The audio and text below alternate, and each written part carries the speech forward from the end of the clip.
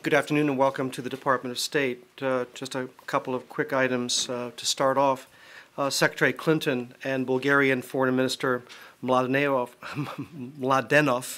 will discuss a broad range of issues of interest to both countries this afternoon during a bilateral, including the upcoming Lisbon NATO summit, the Western Balkans, our cooperation in Afghanistan, energy security, and the rule of law.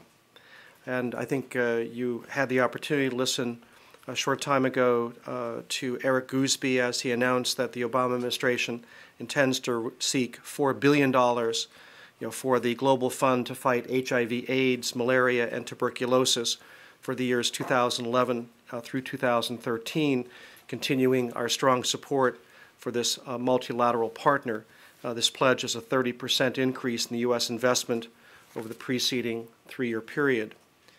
Turning to Africa, the United States applauds the signing of, in Liberia yesterday, of a Freedom of Information Act signed yesterday by Liberian President Ellen Johnson Sirleaf. Liberia is the first West African state to enact a law on freedom of information.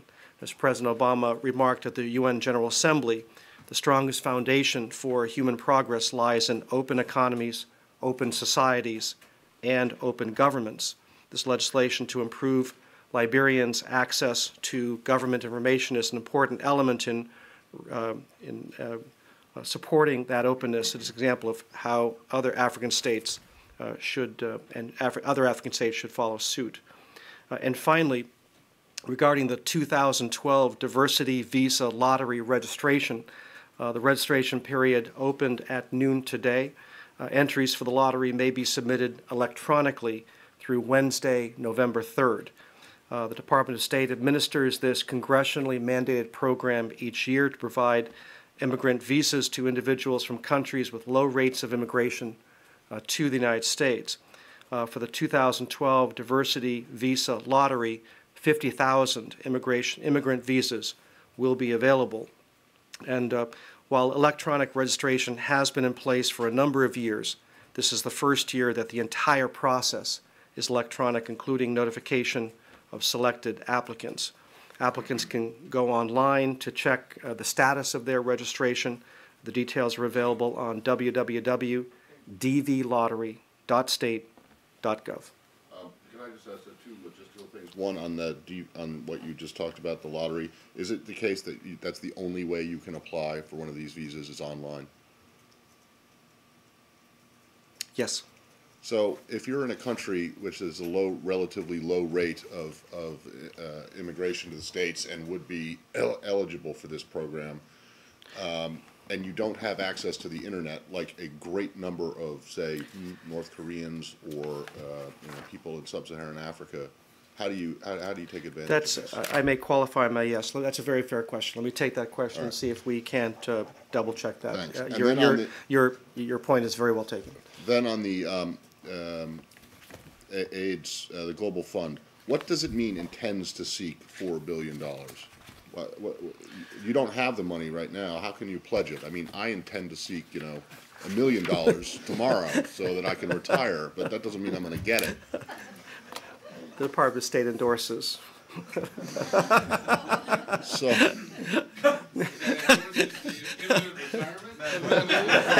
and then the financial collapse of AP as a result.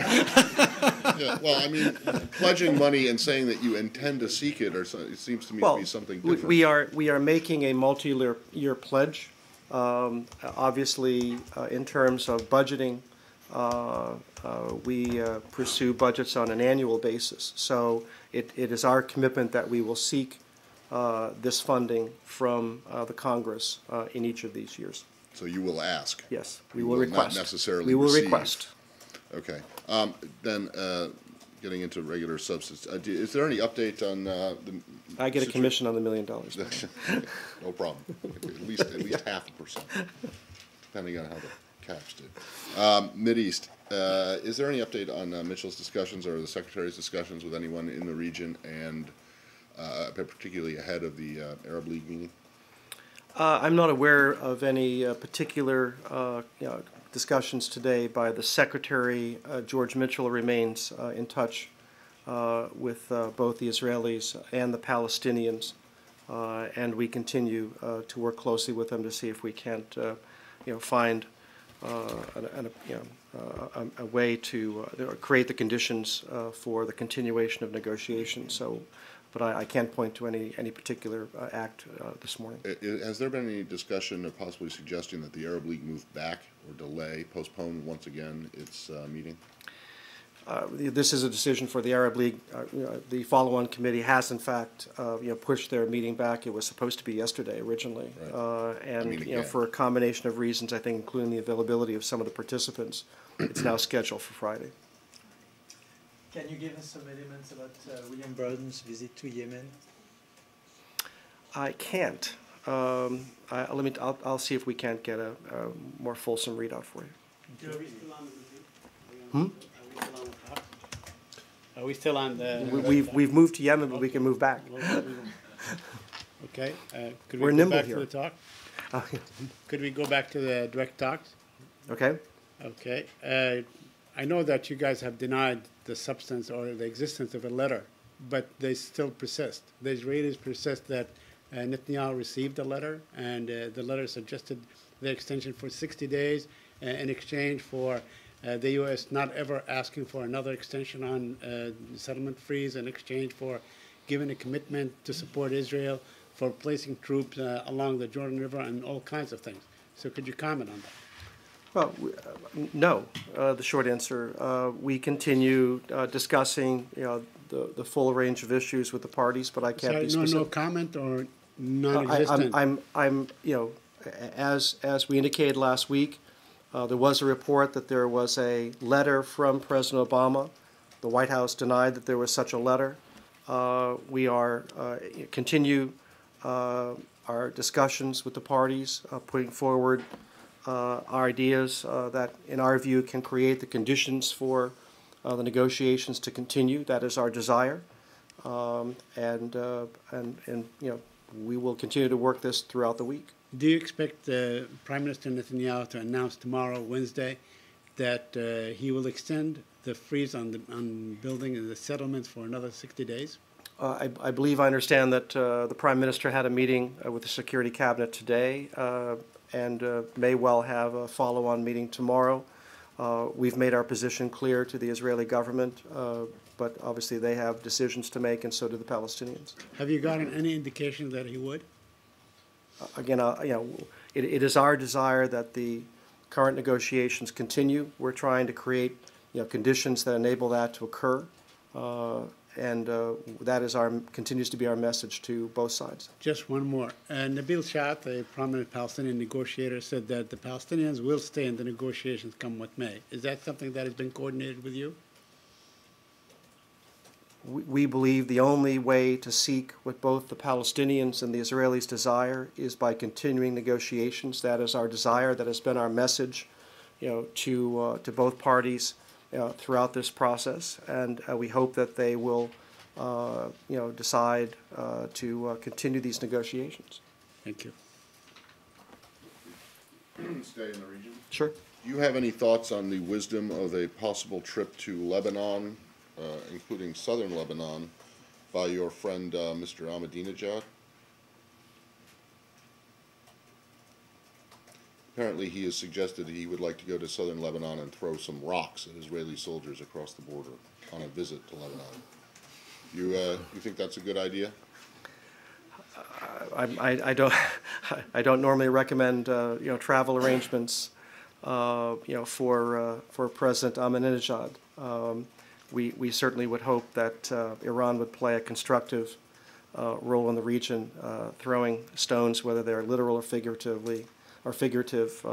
I would not consider constructive. So, but more seriously, than just the broader idea of a visit of Ahmadinejad to Lebanon. We're aware that he has travel plans to Lebanon, and beyond that, I don't have a comment. Well, have you suggested to the Lebanese or the Syrians that this might not be a good idea? These are judgments for countries to make. The issue of the prospective travel of President Ahmadinejad to Lebanon did come up in the meeting between Secretary Clinton and President Suleiman on the margins of UNGA. And she told him, Well, we expressed our concern about it, given that Iran, through its association with groups like Hezbollah, is actively undermining Lebanon's sovereignty. But again, we respect that these are judgments for the Lebanese government to make. Have you talked to the Lebanese government to convince Ahmadinejad not to travel to the south? I mean, we don't think that his travel to that part of Lebanon is a good idea. But again, what he does within that country is up to the Lebanese government. But the Israelis are very critical on this visit, and they believe it's a provocation from Nijad, and they are taking military preparations on the border. Well, and you are concerned about again, stability we respect the fact that countries can choose to have diplomatic relations with other countries. That is a sovereign choice, for Lebanon and for Iran. It's not for us to tell them who they should or should not talk to. We did say to Lebanese officials, this is a country that is actively undermining your government, and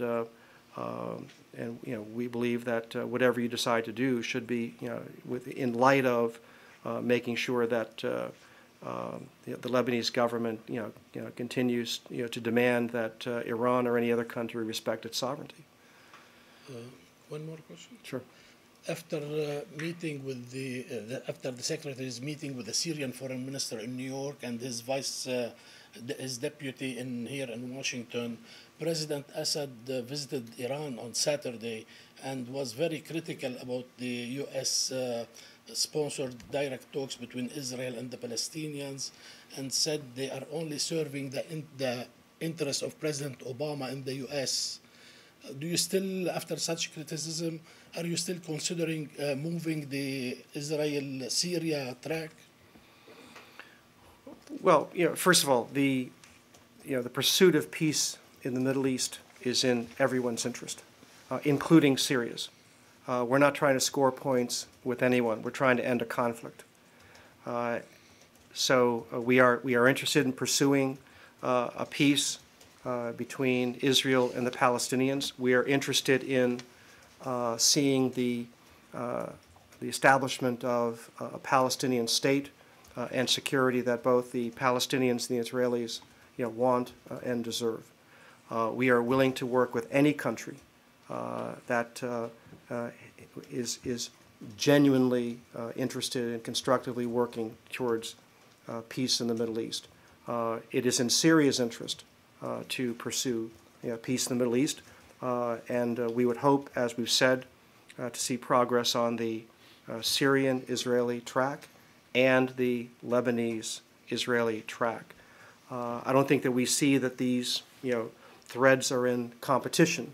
Perhaps that might have been true 10 or 15 years ago, but we are pursuing comprehensive Middle East peace. We want to see countries in the region play a constructive role. Many of them are, and we hope that Syria would join that list. The Secretary, I think yesterday, took part in a video teleconference call with the President and President Karzai. I was wondering if you could give us a little more sense of what they talked about, what the central U.S. message was, anything? I defer. I think the White House put out a readout of the call last night. I've got nothing to add to that. Do you have a readout on the meeting between U.S. and Japan on host nation support? On the what? Host nation support. I don't. What's your position on the host nation support? Are you asking Japan to increase the budget? I'm not aware of any change, but we can take that question and see if. The meeting is happening yesterday. I'm just not. I have not been briefed on that. David? PJ, can you give us a readout today on the Addis Ababa talks on ABA? So some reporting that the talks are going poorly and that the Sudanese government is insisting that a certain nomadic tribe be allowed to vote in ABA that would throw the referendum their way. Well, Special Envoy Scott Gration and Ambassador Princeton Lyman remain in Addis Ababa.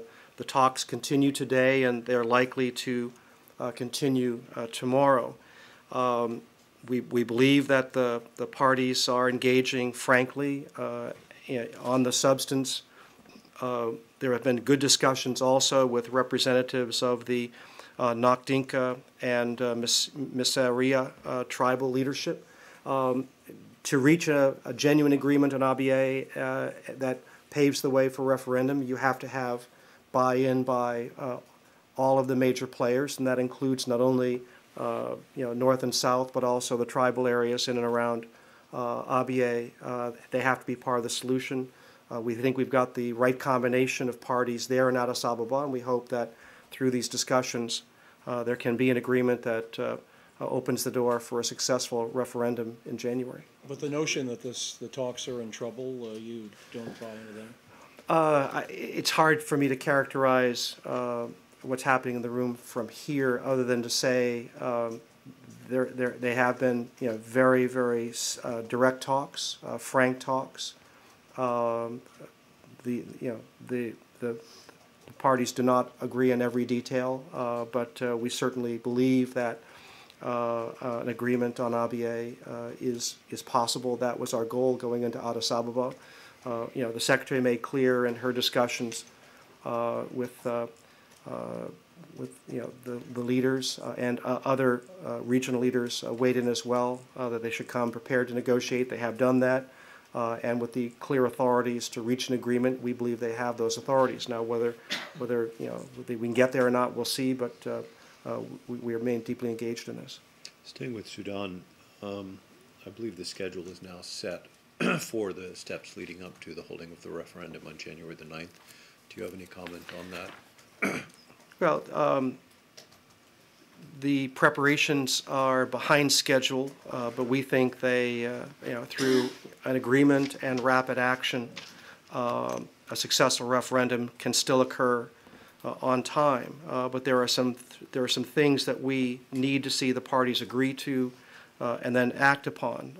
The first is establishing ABA area referendum commission, having a designated budget for the referendum, approving voter eligibility criteria, and then that allows voter registration materials to be procured. These are vitally important steps. One other one is hiring and training the poll workers that actually will conduct the referendum. So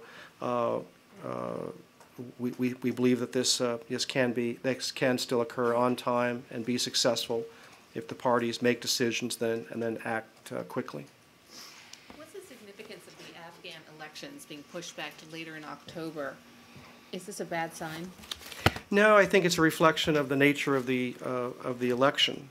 We knew going in, given the relatively large number of candidates for a relatively small number of seats, that if there were 10 candidates for every one seat, that 9 people would end the election unhappy, and many would contest. I think this reflects just the number of complaints, which is we think really geared based on the number of candidates, and the commission is working through those. I don't think we're troubled by the fact that there's been a week's delay. Okay, I'll come back. Just on Japan again, do you have any comment or any good feelings towards the Japanese and Chinese meeting on the outskirts of the meeting over? They decided to resume their bilateral relationship and move past. We always think that dialogue is a good idea. Several months ago, the foreign minister of Yemen said that if the West invested in development and helping them raise their standard of education and help them get out of poverty, that would reduce terrorism. And on September 16th, Ambassador Rice said that she, quote, anticipated an active discussion this fall on the linkages between security and development. Does that mean that Secretary Clinton or the State Department is considering increasing development aid as a means of reducing terrorism, as opposed to the military approach, which doesn't seem to be accomplishing much? Well, on the civilian side of our strategy with respect to Yemen, we do have development on the agenda. It is one of the things that Bill Burns is talking to the government of Yemen about. And without getting into a detailed history lesson about Yemen, which I may or may not be qualified to provide you, development will be key to the future of Yemen. It is one of the, if not the poorest country in the region. There are significant sections of the country that are underdeveloped or for which the government is not providing essential services. This is a source of, has been a source of conflict in the past in Yemen. So we are interested in development. We're interested in building up the capacity of the Yemen government to meet the needs of its people. And we think that to the extent that the government demonstrates to the Yemeni people that it is pursuing the interests of all the citizens of Yemen, not just one segment of the population, that can go a long way towards reducing sources of conflict and potential sources of extremism. On Korea, the South Korean defense minister told that the South Korea will launch full-scale psychological warfare, including sending leaflets and radios toward North Korea if there is a new provocative action by North Korea or South Korean government decision to make pressure on North Korea. Do you have any concern on this kind of South Korean position? I haven't seen that comment. I would simply say, we are encouraging a greater dialogue between North Korea and South Korea. We want to see tensions reduced, and that is a critical aspect in terms of creating conditions, for further dialogue and progress in the peninsula. That sounds very much like a hypothetical to me. Also, South Korean defense minister told that there is a possibility of the North Korean provocative action to disrupt G20 summit next month in Seoul.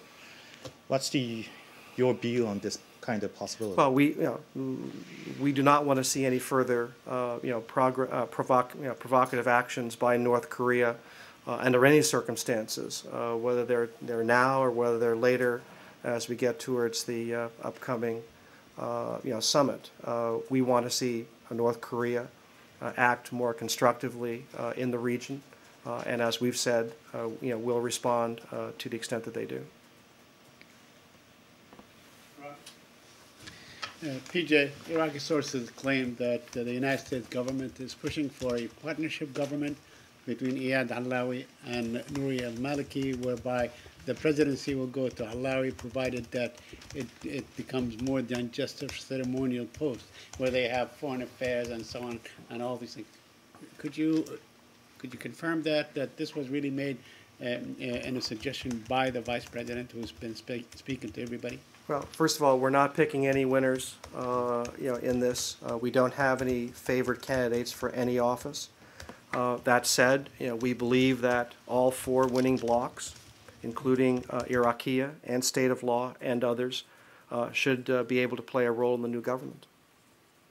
Would you be willing to lean on the Kurds in this case if they insist on keeping the presidency, but a solution for the deadlock would be in giving the presidency to Allawi? Again, we're looking for the emergence of an inclusive government.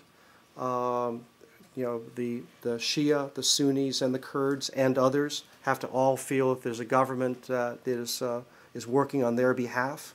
That's been our position for the past 6 months. And you would not have any problem of having the Sadrists be part of that government? Again, these are decisions for the Iraqi government to make based on the electoral results that emerged last spring. Thank you. On NATO summit, is there any development on the negotiations with Bulgaria, Romania, and Turkey about the missile defense systems before the NATO summit? I do not know. I'll take that question. Since the issuance of the travel alert for travel to Europe, has the number of Americans who've signed up to register their travel plans with the State Department increased? Yeah.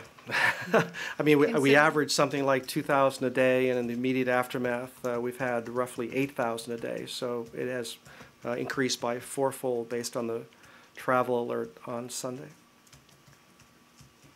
The Secretary had lunch or met today with Warren and Susie Buffett. Today? Was that personal or public business? And if it was public, what were they talking about?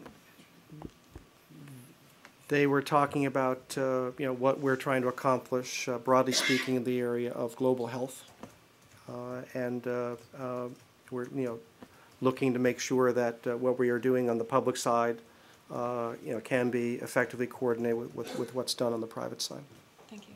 Did you have anything on the flight, Continental Airlines flight to Brazil, where 2 air marshals were? Did you hear anything more about that? A little bit, but we've been in communication with DHS, and through DHS, the Transportation Security Administration. They are the lead agency in this case, but we are aware of an incident on board that airplane. BJ, in what seems to be the perpetually ongoing saga of Victor Bout. I was waiting for you to get to that. Yeah. Thai courts seem to have cleared the way now. Do you have anything to say about that? Well, I think there's still under Thai law there's a kind of a procedural period of time following today's ruling, but we look forward to having Victor Bout in a prison near us very soon. Do you submit a third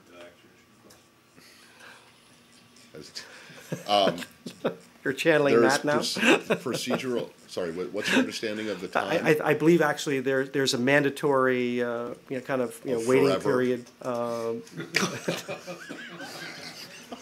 Russian year. We believe after this mandatory period under Thai law, we look forward to a speedy extradition of Victor Bout to the United States. But the Thai Prime Minister has said that he has the final word on this. Have you been in touch? Which is true. And so have you been in touch the with Thai government now is that very it's out of the courts? the Thai government is very well aware of our views on this case. Thank you. Thank you.